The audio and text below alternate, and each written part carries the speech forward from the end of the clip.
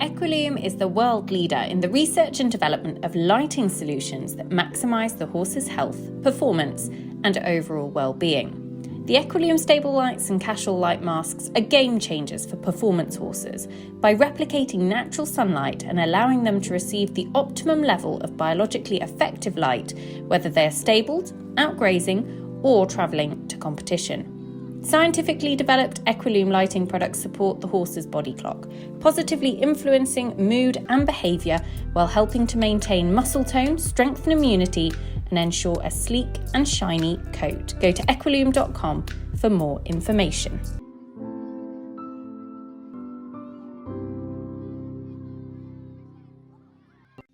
Welcome to the EquiRatings Eventing Podcast.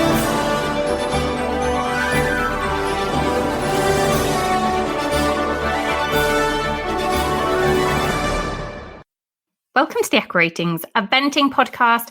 And listeners, we have got an Equilume special for you. And our guest on today's show, she is an Equilume rider, but she was also the rider with more international wins than anybody else in the 2020 season. She was the USEA Leading Rider of the Year. Welcome to the show, Liz Halliday-Sharp. Thank you very much. Liz, we're really looking forward to picking your brains and I guess kind of digging a little bit deeper into your success, because it has been a great 2020. It's been a great start to 2021. We're fresh off the back of Kentucky. We are eagerly awaiting news on Olympic selection, everything like that. So we're in the real thick of it.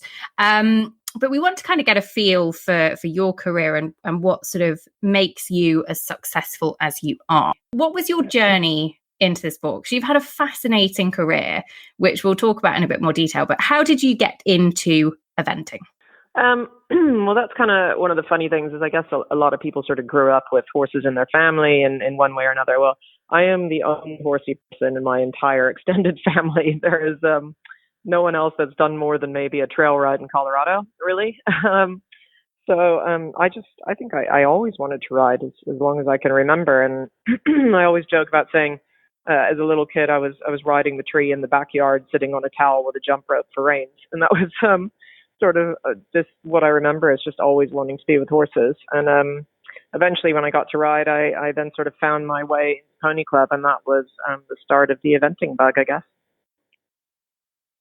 And actually, you juggled your what was going to then be an equestrian career with a love of cars. And I think, am I right in saying that came from your dad? Yeah, it did. I actually started riding first, and then I got into racing when I was 16, right after I'd gotten my license. And my dad was an instructor for many, many years for the SCCA in California, and he raced a lot of different historic cars and various things. And I would say that my obsession with horses from a young age was sort of the same for him with cars and racing. So it was a natural progression and something that I really, really enjoyed. And I was desperate to get behind the wheel of the race car. So it was pretty cool that my dad was able to teach me that skill.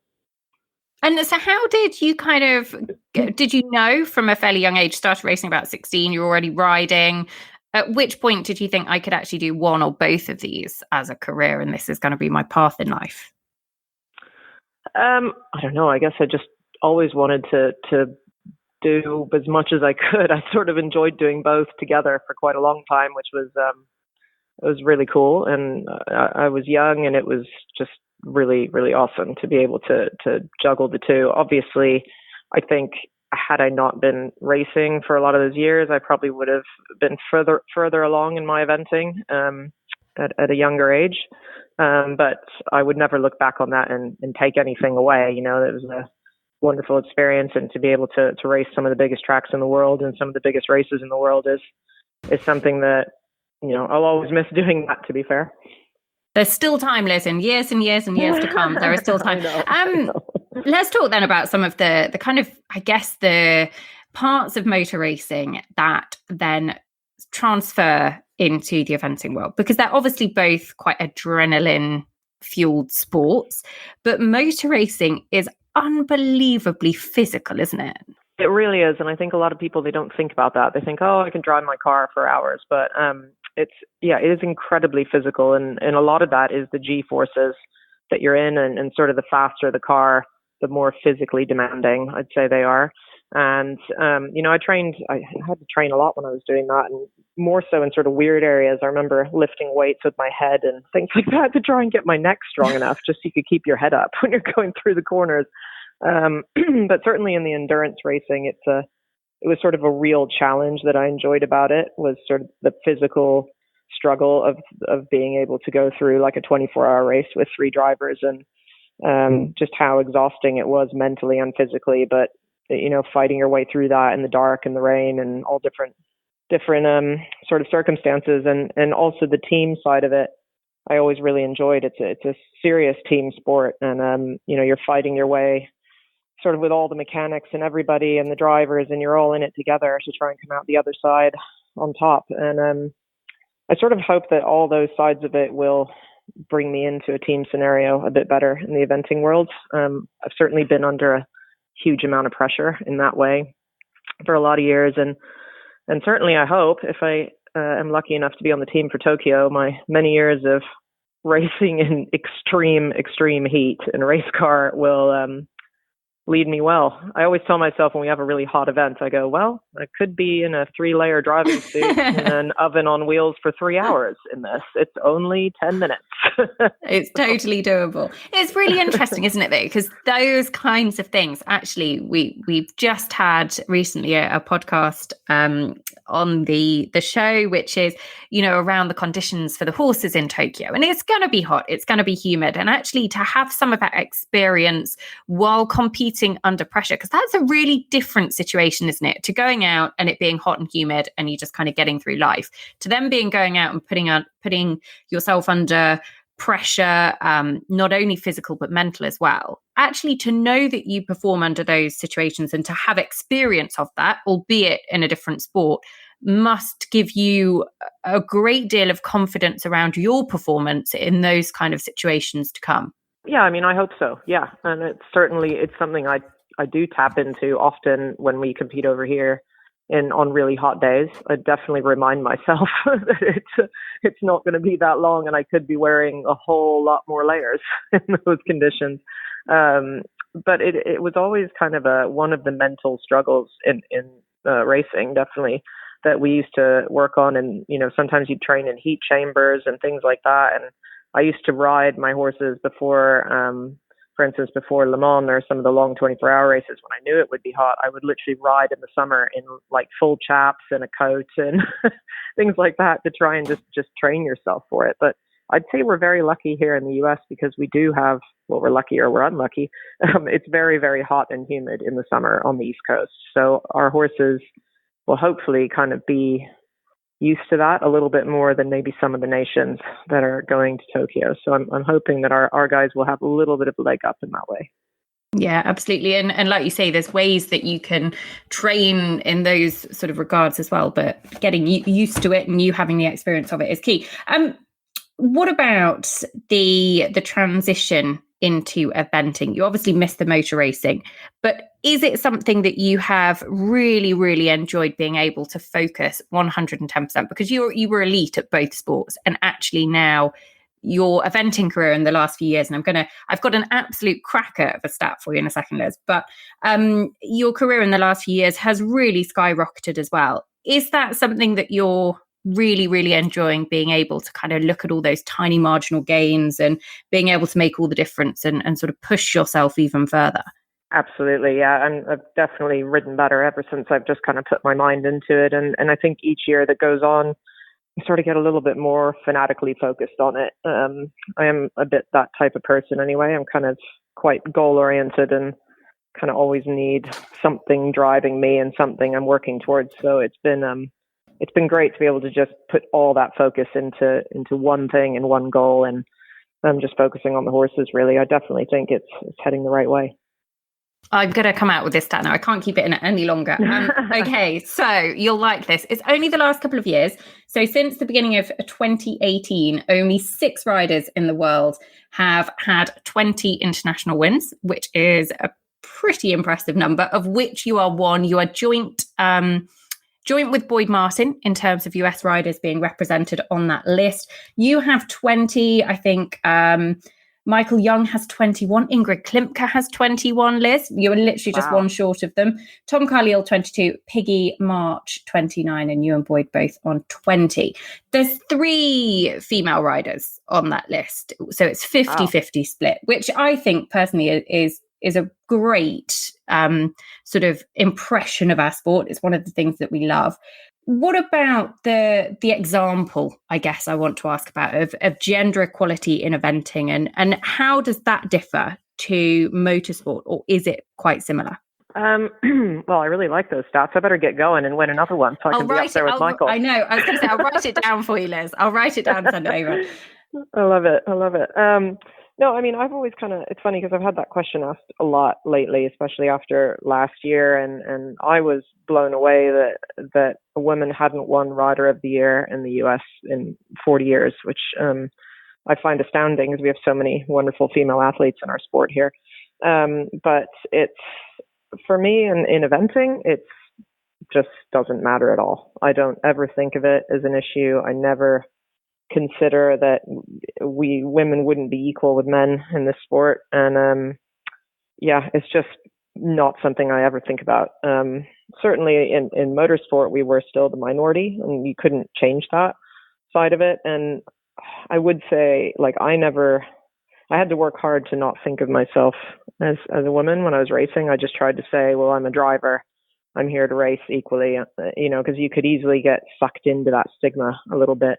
But from like a physical standpoint, obviously you did have to recognize that men had physical steps ahead of us, just who we are as women and men. So I did have to work a little bit harder on like upper body strength and, like I said, just getting my neck strong enough and things like that. And that is just reality.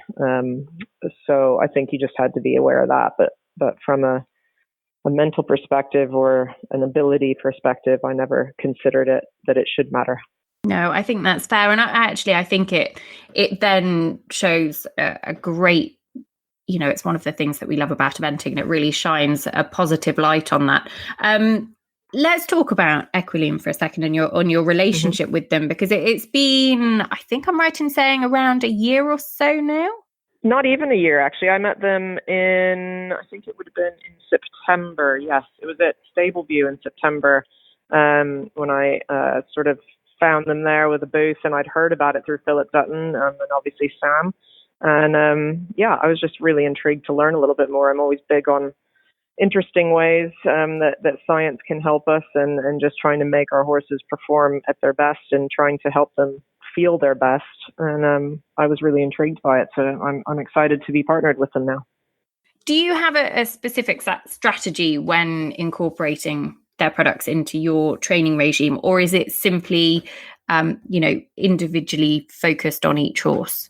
I mean, primarily we have some lights above some of our stalls in both Florida and Kentucky. So we kind of try and keep the upper level horses with them. And also we're sort of working on a couple horses that are maybe recovering from minor injury or something like that. We have them there as well, because it's, for the horses that don't get to go out as much, it's great for them to still have that blue light and still be helping them to feel like themselves and have their circadian rhythms right. Because at the end of the day, horses are grazing animals that are designed to be outside in the sun. So, stabling the horse is not what they've evolved to be. So I think any way that we can help them to feel their best in that way is only going to help. Yeah, I think you're right there. And am I right in saying that there is a young horse within your yard who is a bit of a potential superstar, HHS Cooley Calmaria? That this has made a real sort of difference in terms of sort of finding the key to unlock some of her talent. Yeah, she's an interesting mare. I always say she's probably one of the trickiest horses I've ever had and the most talented. I've not even had her a year yet, which is crazy. And she did her first preliminary with me last July, and she's now just completed her first CCI 3-star long double clear. And she's just the most incredible animal, but it's taken a long time to kind of figure her out. She's quite quirky and she's quite hot, and she's got a lot of opinions. And It was interesting when I first met Michael at Equilume. We just put one of the masks on her because I said I have this mare that's really tricky, and at the time she was very difficult to train still.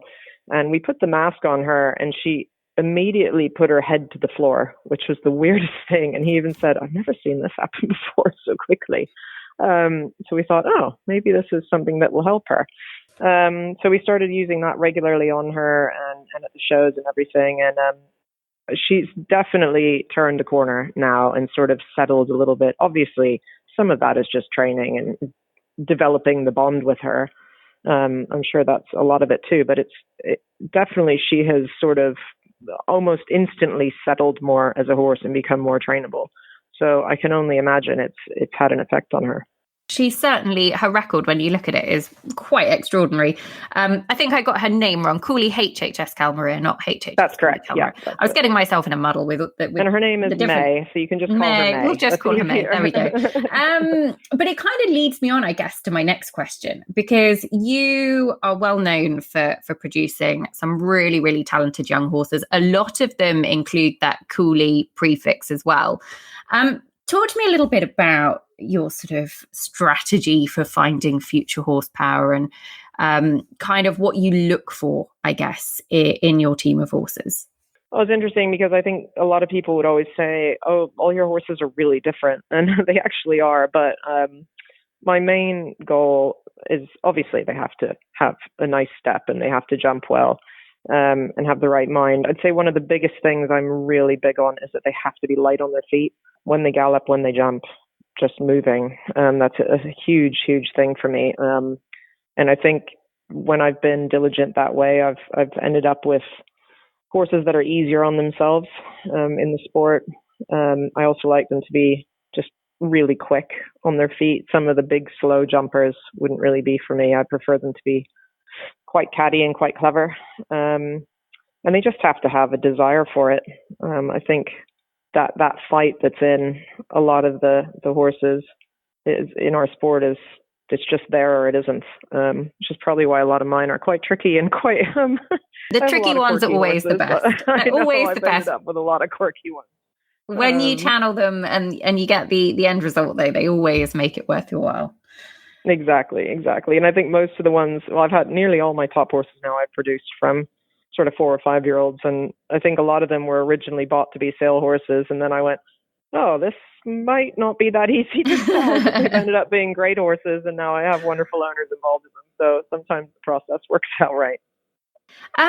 In terms of them being quick on their feet, is that something you like them to have natural ability with, or are you happy to kind of incorporate, different exercise into their training to help hone it? I think both. I mean, of course, you can help any horse to be better, but I think it's just in a natural style.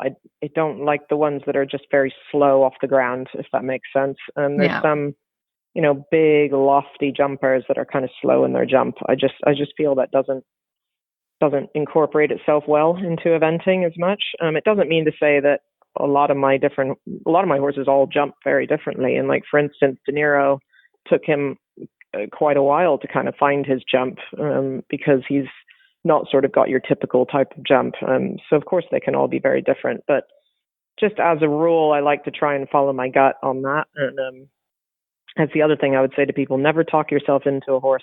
I have to tell you if it's the right one, and if you're talking yourself into it, you shouldn't have it. That's good advice. I like that a lot.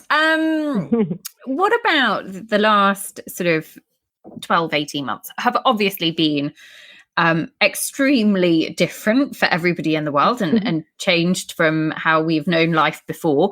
Last year was a really, really successful one for you. More international wins, as I said at the start of the show, than any other rider in the world last year. What did you do, if anything, differently in 2020 when everything changed at the start of the season? Did you do anything within your regime that was different to what you'd done before? Yeah, I mean, of course, when we first went from full pelt towards Kentucky in the Olympics to everything is shut down, nothing's happening, time to pull on the reins, it was a little bit overwhelming.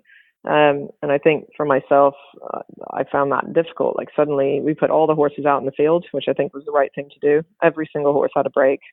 The babies had 5 weeks. The older horses had at least 2, which I think was the right thing to do.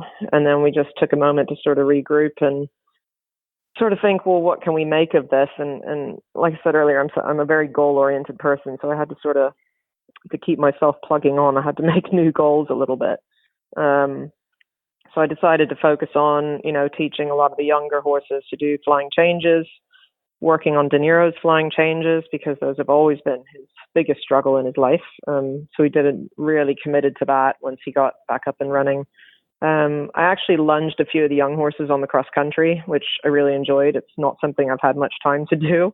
And I thought, well, I have time now. And I think that was the making of some of our younger horses. And I really enjoyed the process as well. So just sort of, playing around with those things. I think I long lined a couple of my quirky young ones all around the property. Like I just tried to do things that normally in a busy eventing season would never come into play and that you wouldn't have time to focus on in a training perspective. It certainly absolutely paid dividends. I'm not going to lie. I still ride De Niro's flying changes with you. If I'm watching his test, I am willing them to come off every single time for you. What about, obviously, we're in now the 2021 season and all systems go as we head towards Tokyo. What was the feeling within the yard post Kentucky, a top 10 finish? But what was the feeling for you after what was, I guess, all roads first off led to Kentucky, and now it's a regroup and all roads will lead to the Olympics. So what was the feeling within your team post Kentucky? Well, I certainly woke up every night at about 3:00 in the morning thinking about the 2 rails that I had down. Not going to lie. I don't think De Niro's had the first rail down in his entire life. And we had it down at the most important round of our life. So there we go. But actually what I had was a horse that was a bit too fresh, which I guess is a positive at 5-star. And now we know how to manage it. But that was the first step. And then I had to just sort of say, well, we had a lot of good things there too. I mean, the horse had an outstanding cross country, his best one at 5-star, certainly my best as well.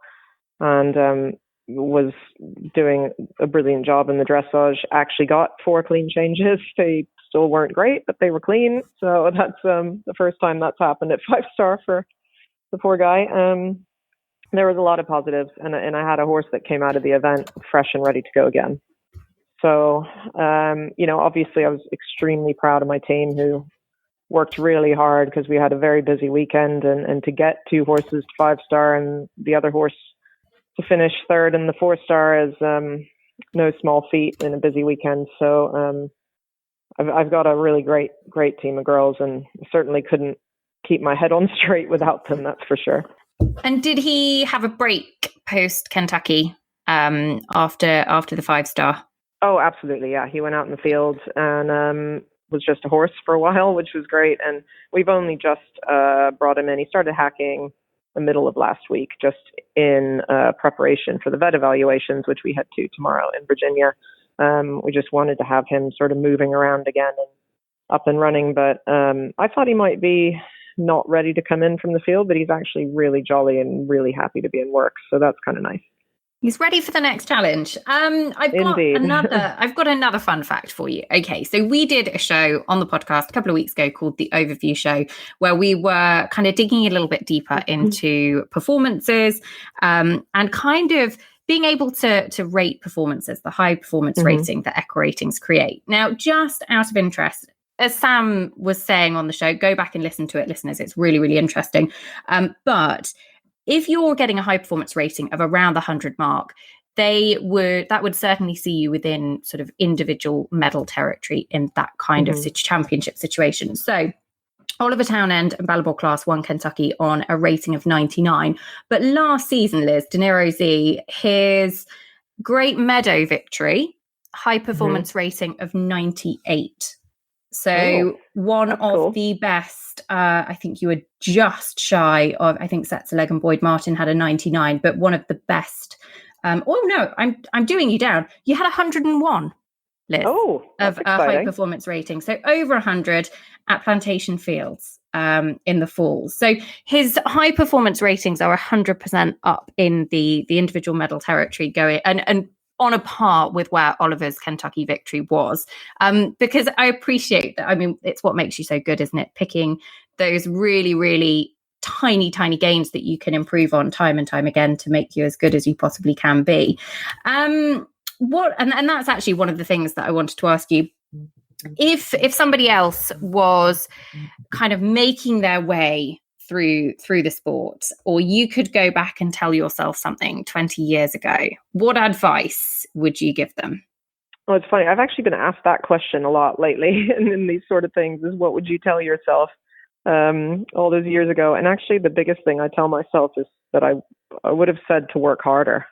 Really? I think yes, back then, yes. Because I think I didn't really, when I first moved to England, I was very, very wet behind the ears, and I just didn't have a clue, if I'm honest, of what real hard work was and what real dedication is to be very good at this sport at an elite level. And I think I work harder now than I ever did when I was younger. And I think maybe if I had pushed myself that much harder back then, maybe I would have been better a bit earlier. But then again, I was also racing cars and doing a lot of other things. So, but I actually think I could have worked harder at that as well. I don't know. That's sort of what I always think. So I like say for a younger generation, I would say be prepared to put yourself out there, go and work for a top rider, do the slog, muck out the stalls, do all the things, and just keep at it until you start to find your way and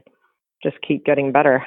I think the people that maybe don't succeed are the ones that think they know it all already when they're young, and they want to set up on their own and go off and start their own business. And sometimes it's better to just go and learn from someone who's at that level and is training their horses at that level. Because I think that's how you can really learn, is to maybe just do it the hard way and do all the slog, if you know what I mean.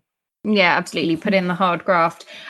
What about people, either advice that you have been given or advice that you hear others give that you would ignore, that you would say, do you know what? Don't listen to that. Do it your way. Trust your gut.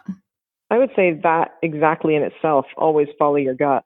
I think that's where I've sometimes gone wrong in the past.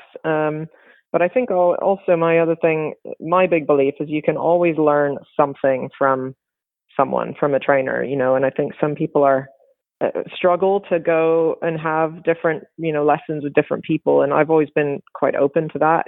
Certainly now in the US, when I'd have somebody suggested to me, I'll go and have a lesson with them. And none of that would ever make me nervous, because I think, well, I can always learn something from that. Even if I don't agree with a lot of it, there'll be sort of pieces of brilliance that you can take and put into your own training regime. And I'm a really big believer in that. And I think in this country especially, I think people should be quite open to that, to go and train with someone who they maybe haven't trained with for the last 5 years and put themselves out there. And because there might just be that little bit of something that you've been missing.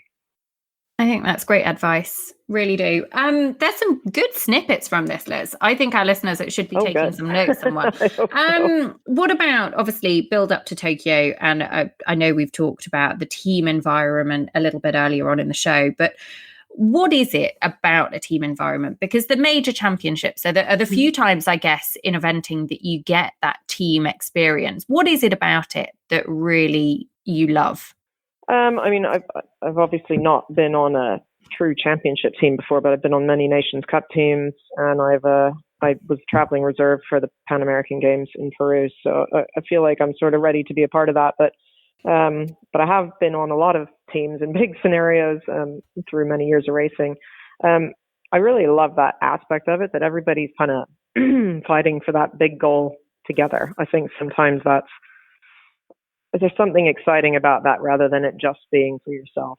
And that's kind of what I've been looking forward to, is just being a part of that goal to win a team medal for the USA. I mean, that's a big goal in itself. And I think you still need to go and perform your best your very best on the day. And that's all you can do is your very best. But it's being a part of that ultimate team goal, I think, has a slightly different strategy to it. And that's something that I'm really looking forward to.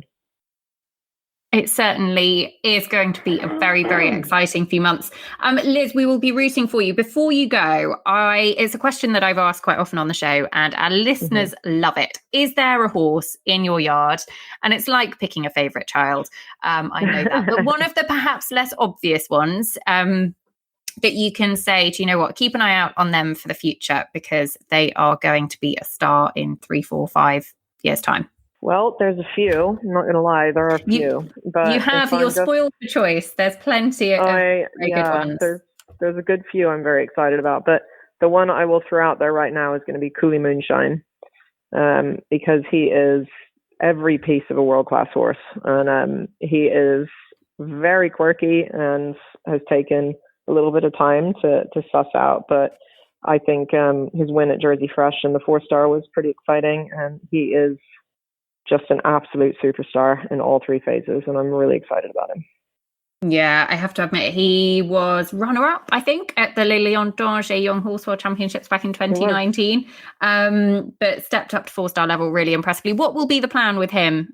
Well, I actually decided not to do a long format in the spring, just because it's mainly been about just sorting out his rideability cross-country. He's extremely strong, and I've been just trying to just teach myself how to ride him a little better and a bit more efficiently. And I feel like we really are making progress there. At Jersey, he was the fastest time of the day in the 4-star, which was great. So I actually gave him a week off, and he's had a week of hacking, just because the American season can become insanely long if you never give the horses a little break. Yeah. So he won't run again probably until August, like for Great Meadow. But we've got some jumping shows coming up here at the Kentucky Horse Park, which is great. So he'll do some of those. And then the plan, hopefully, is to take him to Buccalo, which would be very exciting. Cool. Oh, very cool. Back onto European soil. Amazing. Look, Liz, thank you so, so much. I appreciate your time, because it is a very busy, very exciting few months in the team. So good luck. And thank you so much for coming on the Equilume show to talk to us. Well, thank you very much for having me. It's been a pleasure. Listeners, we hope you've enjoyed a really special insight into one of the best riders in the world. And we'll be back very soon with more on the EquiRatings Eventing podcast.